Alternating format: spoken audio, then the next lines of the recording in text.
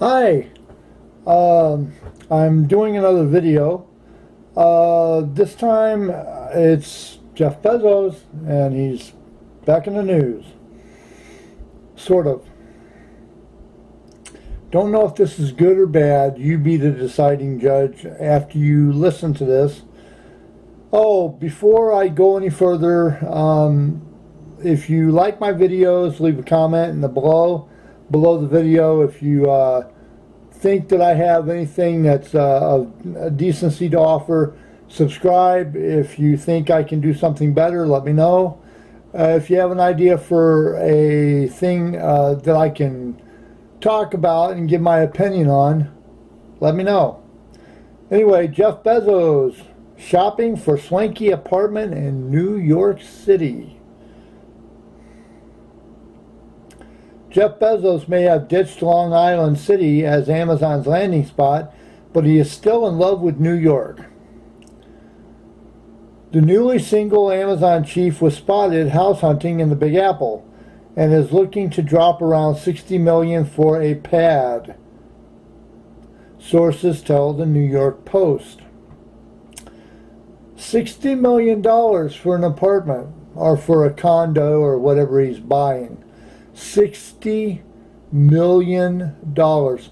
What would you do with $60 million? He is looking for a new home now that he is single again, a source close to him said. Bezos was also recently seen at the Four Seasons Hotel Uptown, where he was a guest. He is working out a lot and looks fit. He is working out a lot and he looks fit and happy. The world's richest man checked out apartments at something Central Park South, home to the country's most expensive residence. That would be hedge funder Ken Griffin's $238 million purchase of 4 empty floors in the middle of the building, which is known as Billionaire's Bunker. These people are throwing around money like they have a money tree in their backyard.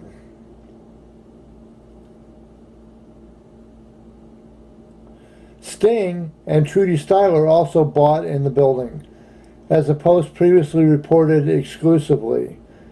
At so-and-so Central Park South, Bezos was looking at full floor units in the $60 million range.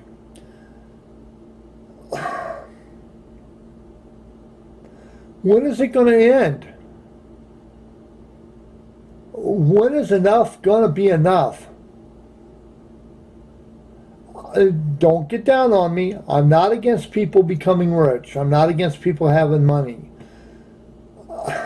I just don't see the logic in it, that's all. It says here, Bezos' lawyer, Marty Singer, did not return the calls, nor did Amazon's PR team for this story that I'm reading you. Bezos is no stranger to the New York City trophy real estate. He already owns 4 Upper West Side condos at the Century, a stately Art Deco building at so-and-so Central Park West. He bought 3 units from ex-Sony music chief ex-music chief Tommy Mottola in 1999 for $7.64 million, and a 4th unit in 2012 for $5.3 million. Bezos also owns 2 side-by-side mansions in Beverly Hills. I think Jeff Bezos is just one of those guys that just has so much money that he doesn't know what to do with it. He needs to become friends with Bill Gates. Bill Gates will show him what to do with that money. Here it says that he also, Beverly Hills, including one that was owned by Jimmy Stewart and Walter Matthau. He also bought a former textile museum turned residency in the ritzy Colorama neighborhood of Washington, D.C. That home, which dates to 1912, is on the National Register of Historic Places. Bezos also owns a massive estate outside of Seattle near Bill Gates and a 30,000-acre ranch outside the Van Horn in Texas. The ranch also houses Blue Origin, Bezos' private space company. I don't really understand what to say about this. It's just, when is enough going to be enough, Jeff? You're destroying Seattle. You're changing. It's like you. This is the thing, and a lot of people are going to say that I'm crazy for saying this, but it's almost as if people see Seattle as poor, and they're doing everything they can to erase their poor history. They don't want to be poor anymore. Seattle wants to be, what's that called? Seattle wants to be like they came from found money. They didn't work for the money. It's found money. And basically that's what it is. Seattle didn't become a rich town with a rich heritage and rich residents. Basically what happened was Seattle became rich overnight, just like that. Seattle became rich overnight with Microsoft and Amazon and several of the other companies that have moved into Seattle. They have made Seattle rich overnight. And I can see it now. A lot of people are telling me that there's a housing bubble that's going to happen, that it's going to get so expensive that nobody can afford to live there. What's going to happen is the ones that can't afford to live there are going to be forced out, and they're going to be told to F off, and it's going to turn into another Silicon Valley where it's just going to be rich people living there. Silicon Valley is not going to be for anybody unless they're rich. And pretty soon Seattle is going to be just like that. Seattle is going to be a city Seattle is going to become a city that if you don't have money, you're not going to be able to go to Seattle looking for money. You have to already have money. That's the way it's going to be. Now, when I lived in Seattle back in the 90s, you didn't have to have money to move to Seattle to make it. You didn't have to be rich to make it. Seattle was not a city for just the rich. Seattle at that time was a city for everyone. If you were poor, you could make it. If you were middle class, you could make it. If you were rich, you could make it. Because the cost of living had not went sky high yet. There's some things that are just luxury, like if you want to have a restaurant and you want to charge $100 for dinner and you're catering to rich people, that's fine. I'm not going to force you to serve a steak dinner for $9 when your steak dinners start out at like $100. I'm not going to do that because that's not right. But when you create things that are for the rich only and you do not leave the door open for any poor people to survive, that's where I draw the line. That's where I put my foot down and say no. And Jeff Bezos, you're going to be held accountable for the things that you're doing eventually. Things are going to happen and it's going to turn on you. Bill Gates, on the other hand, now, he gets a pass because he's done an awful lot to help out the city. He understands to make money in a certain city, you have to help that city. You got to give back. You got to give your 10%. You're not doing that.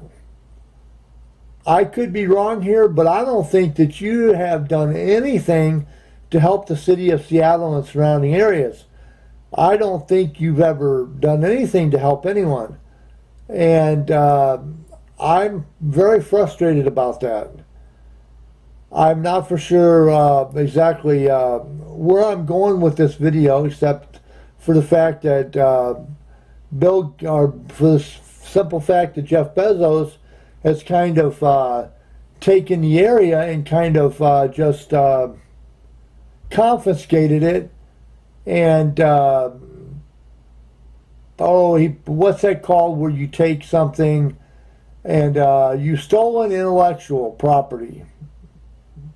No, that's not it. You've commandeered Seattle's identity and you turned it into your Seattle, into what you think Seattle should be. You are upset and pissed off at how Seattle was. You see it as wasted potential. You see a major metropolis like New York, where everything is so compacted together that as soon as you turn around, you're stepping on somebody's feet. Seattle didn't used to be like that. Seattle used to have some wide open spaces. And Seattle used to be a really beautiful, gorgeous, gorgeous city. You could sit at the top of the Needle, have dinner, and overlook Seattle, and you could be thinking out loud to yourself. You could be thinking to yourself about how your life is. And even when it rained, it was beautiful out. If you had an umbrella, you'd want to be out in it. You could smell the salt in the air. You could see just all this greenery, and it was just really,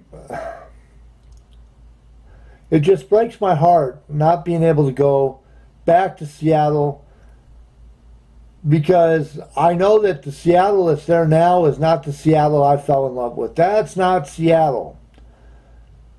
Anyway, back to the Jeff Bezos. He has all these properties that are in a lot of different areas. It's almost as if he destroyed Seattle, and now he wants to live everywhere else but Seattle. Anyway, that was just something quick that I was doing. I'm trying to keep my videos down to 15 minutes. If you like my videos and my content, leave me a thumbs up, subscribe, hit that little bell for the subscribe button, and yeah, leave me a comment. If there's something I can talk about that you've been interested in, I'll look it up and I'll give you my ideas on it. I try to respond to everybody. Of course, I don't get that many people, so right now I can respond to everybody, and it's not bothering me. But if there's something that you've been interested in, a particular subject, and if I can look it up and talk about it, I will. I'll give you my personal opinion on it. I'm an artist by trade.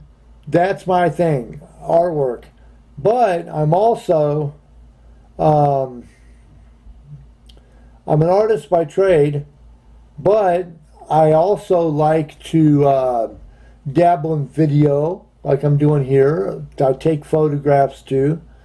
So anyway, yeah, just leave a comment if you hate my videos and think I'm annoying, and that I'm just getting on your nerves. Just say, hey, get off the net, you're getting on my nerves.